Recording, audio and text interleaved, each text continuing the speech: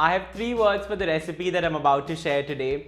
100% delicious. These peanut butter bars are eggless, refined flour free, refined sugar free, dairy free and packed with oats. If you're still not convinced, I have 2 more words. Chocolate and peanut butter. Let's get started. Alright, so in a large bowl, I'll start by adding 1 cup of whole wheat flour. To this I'm adding 1 cup of oats. You need traditional rolled oats for this recipe. In goes 1/3 cup of coconut sugar. You could also use jaggery here. Now using a wooden spoon, I'm going to give it a good mix so that all my dry ingredients are nicely combined. Once this is done, I have half a cup of honey going in, which helps me bind everything together. You could also use maple syrup here, which would make these bars vegan. And half a cup of vegetable oil. You could use the same quantity of melted butter if you like. Mix all of this really well and then add 1 cup of peanut butter. I heat my peanut butter in the microwave slightly before adding it in so that it's easy to combine it with all the other ingredients.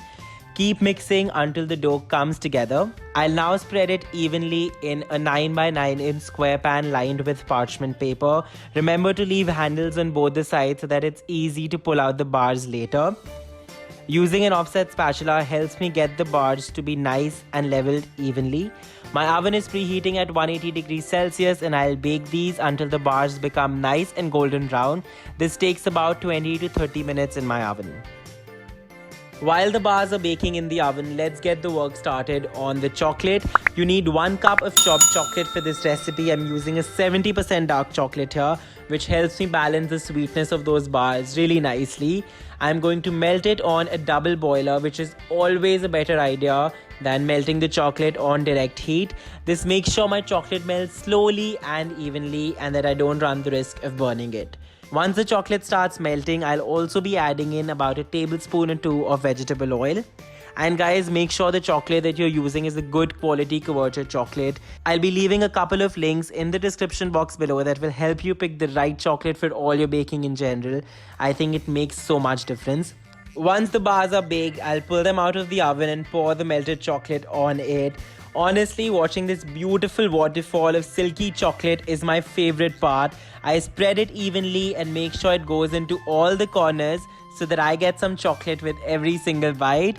Again, an offset spatula works like magic here.